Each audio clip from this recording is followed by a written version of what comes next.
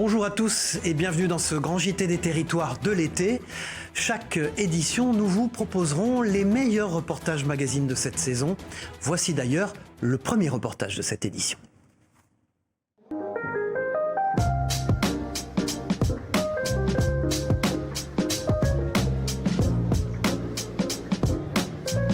Il faut savoir que j'ai commencé le modelage à l'âge de 10 ans. Donc depuis mes 10 ans, j'ai très vite été confronté à la vision très limitée que peuvent avoir la plupart des gens sur la céramique.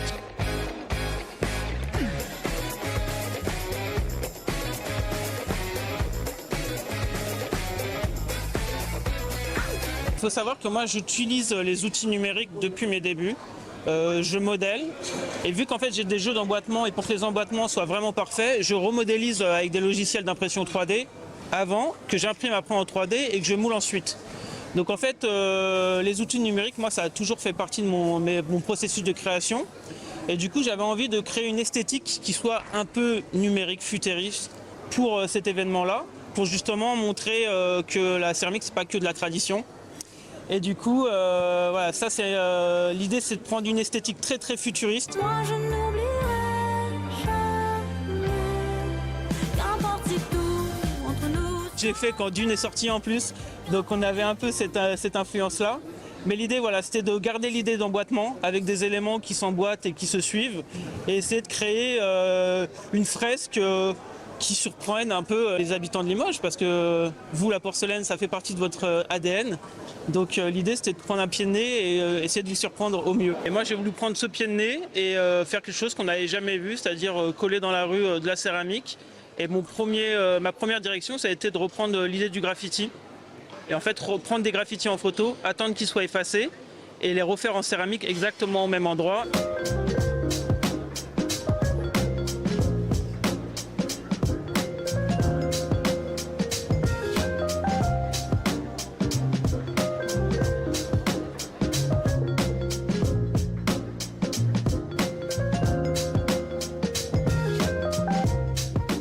Il faut savoir que moi je suis très lent, donc je me casse énormément la tête. Une fois que je sors une pièce, c'est que vous pouvez être sûr que j'ai fait 10 000 autres options pour être sûr que c'était absolument la bonne. Effectivement, en plus, du coup, vous avez parlé des retraits. Moi, je fais que des jeux d'emboîtement, ce qui peut paraître complètement lunaire avec la porcelaine. Donc ouais, j'ai un côté un peu très perfectionniste que je m'impose à moi-même, mais du coup, le résultat est d'autant plus intéressant à la fin quand ça fonctionne.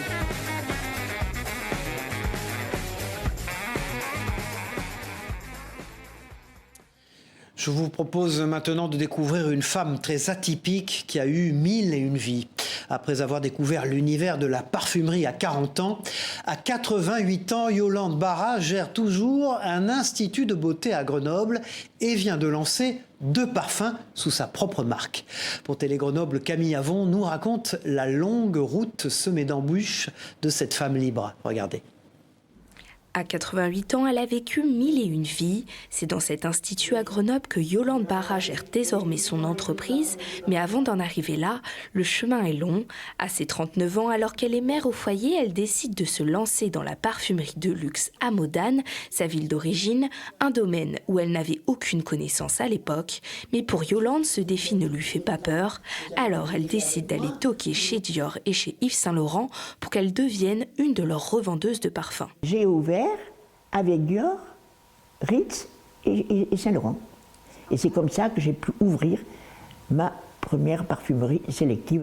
Mais l'histoire ne s'arrête pas là, son affaire marche et on lui propose un poste de directrice à Grenoble. Alors, elle déménage et commence à gérer 3 affaires à elle seule. Mais un événement vient tout gâcher quand un de ses collaborateurs lui fait signer un contrat déguisé, lui permettant de racheter tous ses instituts pour un franc symbolique. Yolande perd tout, mais ne se laisse pas abattre et elle décide de lancer sa propre gamme de cosmétiques à son nom, avec un logo qui semble, pour Yves Saint Laurent, trop ressemblant. J'ai été convoquée par lettre, par courrier, à Paris, chez Yves Saint Laurent, pour discuter un petit peu de mon logo. Quand je sonne, le représentant vient m'ouvrir la porte et me dit « Mais tu es arrivée toute seule ?» Je lui dis « Pourquoi ?» Eh bien, parce qu'ils sont tous là, ils vont te dévorer.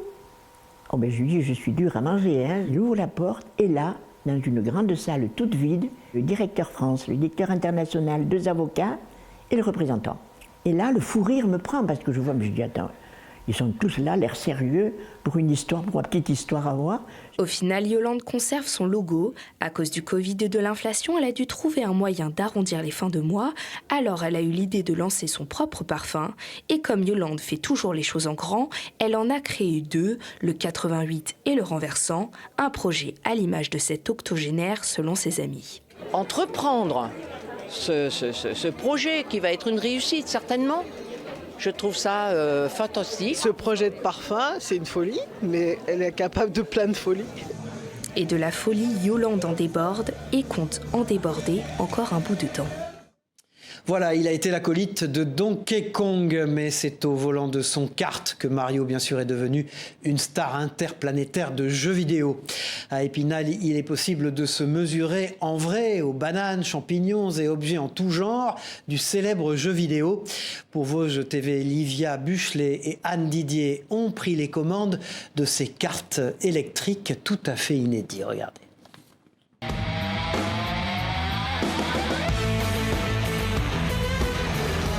Pas de Mario, Luigi et consorts en vue, et pourtant on s'y croirait. Ici, les bananes et champignons sont remplacés par des projections dites gobo, représentant lapins, carottes et autres images décalées qui apportent bonus ou malus. Immersion dans un nouveau lieu de loisirs spinalien, le e-drift.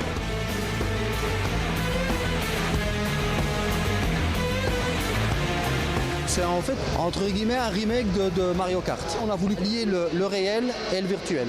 Donc ici, logiquement, en Belgique, ce genre d'activité fonctionne, mais tout en projection. Et nous, comme je dis, on a voulu vraiment mettre le réel pour que les gens ne se retrouvent pas comme s'ils étaient devant leur console. Il faut vraiment qu'il y ait un peu de choc. D'ailleurs, vous voyez bien, les gens s'amusent en fonçant dans les barrières et tout. Et donc, on est les premiers en France à faire ce genre d'activité. Ce soir-là, ils étaient une vingtaine et pour tous, le drift, discipline consistant à faire glisser son véhicule tout en le maîtrisant, c'était une première. C'est très glissant, effectivement, un peu dur de prendre les marques, mais on s'habitue, c'est assez fun. À force, on arrive à maîtriser l'engin, mais non, franchement, c'est à faire, c'est vraiment rigolo. Et pour la vitesse 20 km/h maximum, en fonction du niveau, les trikes électriques, ces tricycles équipés d'une roue de BMX à l'avant et de 2 roues de karting à l'arrière, sont bridés pour être maîtrisés par leurs utilisateurs. Et à côté de l'aspect loisir, les gérants se projettent un peu plus loin. On voudrait que des cours de sécurité routière viennent ici un petit peu pratiquer, parce que franchement, maîtriser un véhicule comme ça qui glisse, c'est un bien pour plus tard, pour quelqu'un qui va conduire une voiture. Parmi les autres projets, la création d'une franchise pour monter un réseau en France. En attendant, pour en profiter dans les Vosges, comptez une vingtaine d'euros. Nous partons pour la Bretagne où Clément transforme les peaux d'ananas en bijoux et en portefeuille. Ce jeune artisan a réussi à remplacer le cuir animal par un cuir 100% végétal. Les peaux des fruits sont récupérées auprès de l'entreprise Brésil, spécialisée dans la production de rhum à Plougastel d'Aoulas. Chaque pièce est unique par sa manufacture et ses matières. Un reportage d'Enora Lenôtre pour notre partenaire sur place, TBO. Bonjour à tous, moi c'est Clément Collin, je suis artisan designer écologue et je vais vous montrer comment je transforme une peau d'ananas en quelque chose utilisable en maroquinerie, en bijouterie ou en design. Et là du coup on va faire un porte-monnaie avec tout ce qu'il y a là. Hop, on va commencer par les petites pochettes. L'idée de transformer les peaux de fruits pour proposer une alternative végétale au cuir animal, c'est né d'une problématique de développer des nouveaux procédés de fabrication plus écologiques, de nouvelles matières plus écologiques, de mettre tout ça en place et de montrer en fait qu'on peut faire très propre. C'est une matière qui se travaille différemment du cuir animal, où il a fallu un peu réadapter le savoir-faire et donc pas utiliser exactement les mêmes outils et pas utiliser exactement les mêmes gestes. Pour me fournir en peau d'ananas, je fonctionne avec Brésil, qui est une petite entreprise à Plougastel qui fabrique du rhum arrangé. Donc je viens chez eux récupérer les peaux parce qu'ils utilisent beaucoup d'ananas. Pour préparer la peau, ça va me prendre 3 semaines. On est sur globalement 8-9 heures de travail pour un porte-monnaie.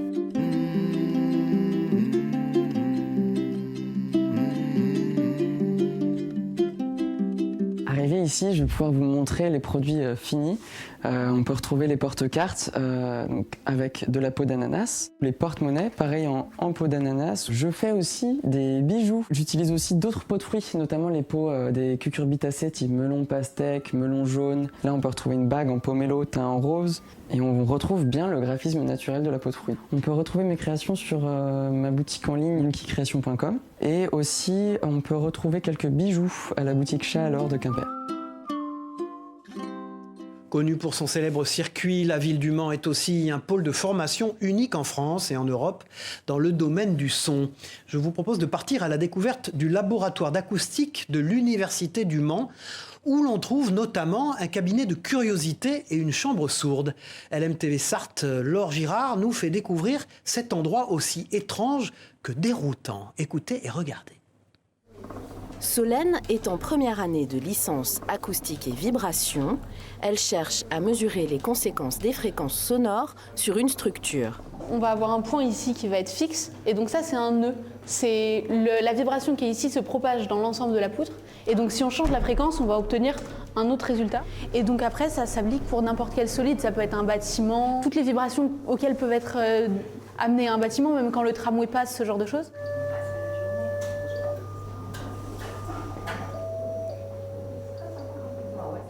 Au LOM, ou laboratoire d'acoustique de l'Université du Mans, le son est un objet de curiosité. Et quoi de mieux pour le mesurer qu'une batterie de haut-parleurs dans une salle sourde ou semi-anéchoïque. Donc ici, on va piloter chaque haut-parleur pour faire des champs acoustiques spécifiques qui nous intéressent, qui peuvent reproduire des excitations qu'on aurait dans l'industrie.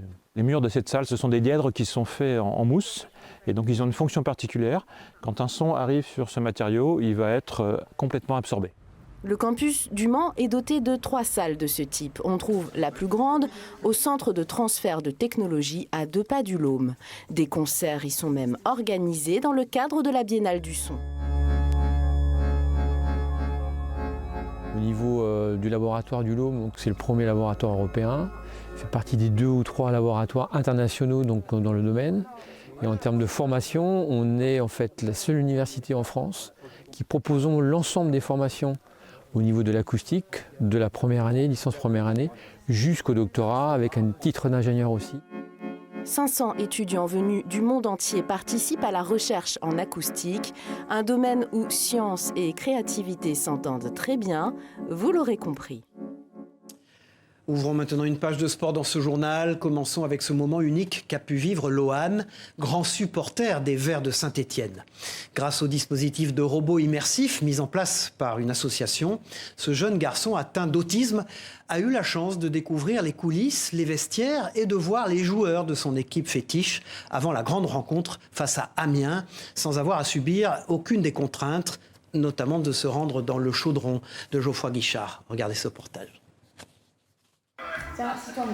Pour la deuxième fois de sa vie, Lohan va vivre un match de l'AS Saint-Étienne avec une expérience un peu particulière.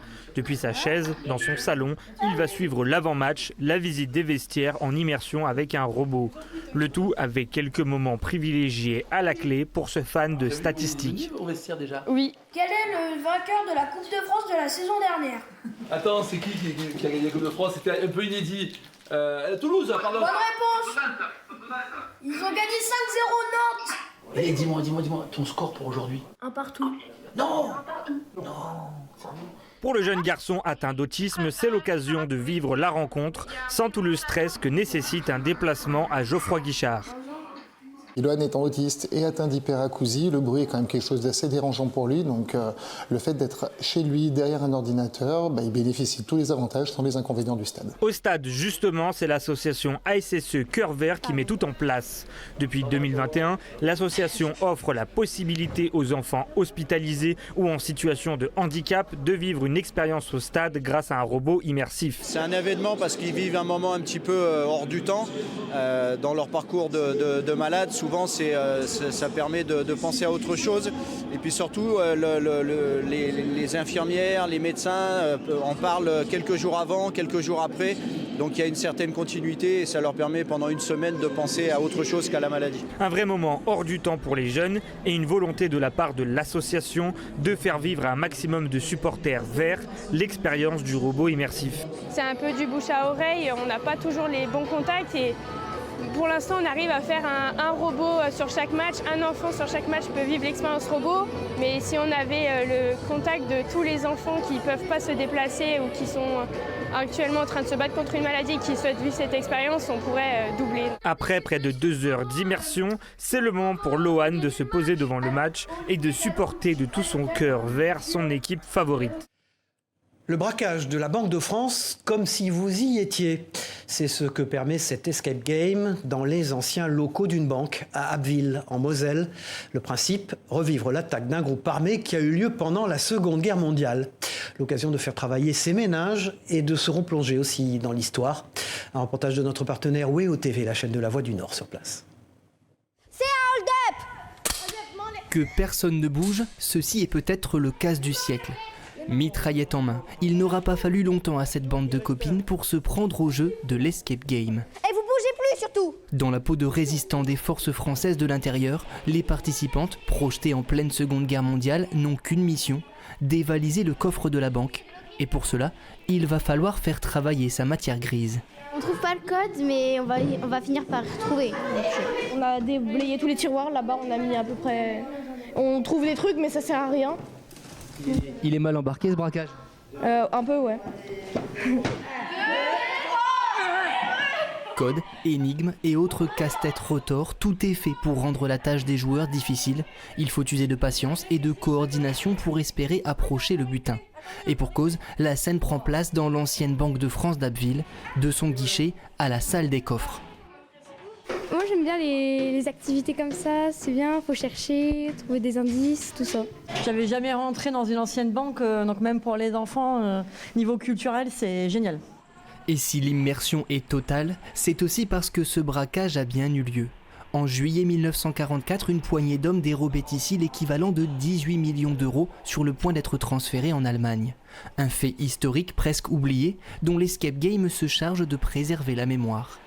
On n'est pas sur un cours magistral, sur du papier. On a un pied dedans en fait, puisque l'escape game a beaucoup de clins d'œil historiques, comme le mot de Verlaine qui était utilisé justement sur la Seconde Guerre mondiale avec un petit clin d'œil au film Le Jour plus long. Ils vivent l'histoire en fait. C'est des résistants qui viennent réellement braquer la Banque de France.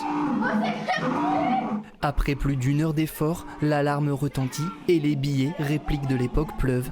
Bien sûr, le casse est fictif, mais les braqueuses repartiront tout de même avec quelques notions d'histoire. Je vous propose maintenant d'ouvrir une page d'histoire avec le dernier ouvrage de Jérôme Cordelier. Le rédacteur en chef du service politique du Point nous livre une série de portraits de résistants chrétiens qui, après la Seconde Guerre mondiale, se sont engagés dans la reconstruction du pays, mais aussi de l'Union européenne. Ils sont français, allemands ou italiens et ils ont tous relevé le défi de fonder une Europe de la paix. Un message qui reste toujours d'actualité. Christophe Rigaud a rencontré l'auteur d'Après la nuit, Jérôme Cordelier. C'est une page d'histoire méconnue qu'a voulu mettre en lumière Jérôme Cordelier dans son dernier ouvrage, Après la nuit. Le journaliste y raconte le destin d'hommes et de femmes, tous chrétiens, qui à la fin de la Seconde Guerre mondiale ont décidé de relever la France, mais aussi de participer à la construction de l'Union européenne. Des personnalités fortes comme Robert Schuman ou Konrad Adenauer. J'ai été vraiment étonné par cette figure de Konrad Adenauer qui réussit juste après l'après-guerre à sauver l'Allemagne de la ruine, la remettre debout et ensuite à initier l'Europe. Si cet homme n'était pas habité par une idée qui transcende un petit peu son propre cas et qui ne soit pas seulement l'intérêt général mais quelque chose qui est encore plus supérieur, eh ben je pense qu'on n'aurait pas abouti à un tel résultat. Jérôme Cordelier redonne la voix à ces personnalités chrétiennes qui ont fortement marqué cette époque charnière en s'engageant en politique, en économie, mais pas seulement. Ils sont aussi dans le champ culturel, le champ social. L'abbé Pierre lance Emmaüs en 1949. L'abbé Wresinski lance Athée des Quart-Mondes aussi dans les mêmes eaux. Les chrétiens, ils remettent la France sur la rail. Ce ne sont pas les seuls, évidemment. On me fait souvent la réflexion en me disant est-ce que vous pensez... Mais non, les chrétiens n'ont pas le monopole de l'intérêt général. Il y a beaucoup de gens, évidemment, qui se sont engagés. Mais ils ont un rôle quand même déterminant et je trouve que c'est un rôle qui est oublié à notre époque. Après la nuit de Jérôme Cordelier est un ouvrage qui résonne particulièrement aujourd'hui, en ces temps troublés, en nous replongeant dans l'histoire de ceux qui ont posé les fondations d'une Europe de la paix. Depuis 5 ans, les frères Millon-Rousseau, distillateurs, louent une cave atypique à la commune de Méolan-Revel dans les Alpes de Haute-Provence et la partagent d'ailleurs avec la coopérative laitière de la vallée qui y fait maturer ses fromages depuis une vingtaine d'années. Dans la vallée de l'Ubaye, la distillerie artisanale La Bananche fait vieillir le seul et unique whisky du sud de la France dans un ancien tunnel ferroviaire. C'est un sujet d'Arthur Soriba pour La Provence à consommer avec modération. Ce whisky donc, qui a un peu plus de 3 ans de vieillissement. Dans la vallée de l'Ubaye à Méolan-Revel depuis 5 ans, la distillerie artisanale La Chananche fait vieillir son whisky dans un ancien tunnel ferroviaire. Ce nom Lavère qui est un peu atypique, du moins sur l'orthographe, c'est un vallon de montagne qui est pas très loin de la distillerie, à quelques minutes en voiture. Et le tunnel de vieillissement dans lequel on opère donc le vieillissement de ce whisky est au pied de ce vallon. C'est pour relier toutes les préfectures et sous-préfectures de France au réseau ferré national que la percée du tunnel entre Chorgues et Barcelonnette avait débuté en 1909.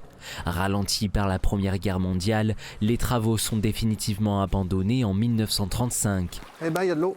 La raison avancée, le projet du barrage de Serre-Ponçon va noyer certains tronçons. Nous avons décidé d'investir ce lieu, déjà parce qu'il y a beaucoup d'espace, puisque les barriques doivent rester 3 ans sur place, donc forcément ça s'accumule. Et puis c'est une cave très intéressante de par le taux d'humidité dans l'air. Là on est à 90% d'humidité dans l'air, donc c'est très humide. Et puis le peu de variation de température d'une saison à l'autre. Et donc ça c'est très très intéressant pour booster le vieillissement du whisky et ça apporte un vieillissement particulier, une signature particulière. Donc des barriques qui viennent de vins blancs d'appellation, de domaines assez renommés, je pense surtout à mes barriques de Sauternes. Et puis plus récemment des barriques de Nebbiolo. Le Nebbiolo, c'est un cépage de vin italien qui est produit dans le Piémont et en Toscane. C'est très très satisfaisant. Lancée par leurs parents en 1994 avec une liqueur de framboise, la distillerie familiale a été reprise en 2019 par François et Jérôme qui ont fait d'elle la première à brasser, distiller et faire vieillir du whisky en région PACA. On a donc développé un pastis, un gin, une liqueur de menthe. Et puis donc, plus récemment en tout cas, le whisky. Ça permet d'aller chercher de nouvelles pratiques, de nouvelles manières de travailler, d'essayer, d'innover. Le whisky français est en plein boom et on voulait aussi participer à cette aventure du whisky français. Voilà, et puis Lucien Magana est luthier depuis près de 30 ans.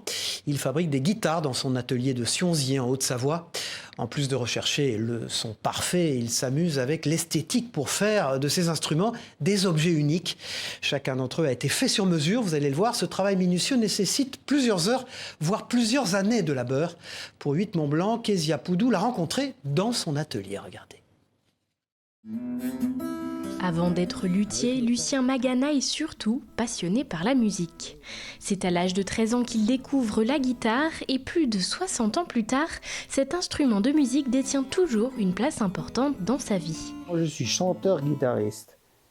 Donc quand on chante, la guitare c'est un instrument, on va dire presque favori parce qu'on peut l'emmener partout. Vous asseyez au coin d'une table, vous prenez une guitare et puis ça y est, c'est parti. C'est par passion qu'il a découvert ce métier dans les années 1990. Ne pouvant pas en vivre à 100%, il travaillait en parallèle dans une usine de décolletage. Aujourd'hui retraité, il continue de créer son instrument favori. Au total, il a fabriqué près de 80 guitares et voici la pépite de sa collection. Celle-là, elle est unique. Je l'ai présentée à Paris plusieurs fois. Et jusqu'à présent, personne ne m'a encore copié. Il n'y a pas d'ouverture. Il y a une double table et un double fond. Mais avant de pouvoir sortir de telles notes, ce prototype lui a demandé beaucoup de temps, plus de 2 ans de travail. Les guitares plus traditionnelles nécessitent quant à elles près de 150 heures. Guitares classiques, folk, électriques ou encore même des ukulélés sont créés dans cet atelier. Sa clientèle étant avant tout composée de musiciens professionnels, la qualité se doit d'être irréprochable.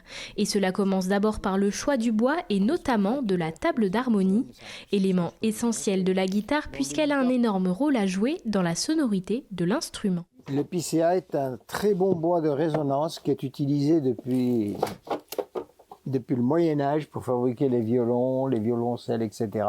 Le bois de chacune des parties de la guitare, comme le manche, le fond ou encore les éclisses, a été réfléchi pour optimiser ce matériau au maximum. Suivant si vous voulez une guitare qui brille ou une guitare qui soit un peu plus sourde ou un son qui soit un peu moins brillant ou un peu plus brillant, on travaille exactement sur les barrages qui sont sous la table. Le plus gros de cette commande sur mesure a été effectué. Une fois terminée, elle ira dans une salle spéciale dont l'hygrométrie est mesurée pour permettre à l'instrument une conservation optimale. Voilà, c'était le grand JT des territoires de l'été. Merci de nous avoir suivis. On se retrouve très vite pour une nouvelle édition d'été. Au revoir à tous.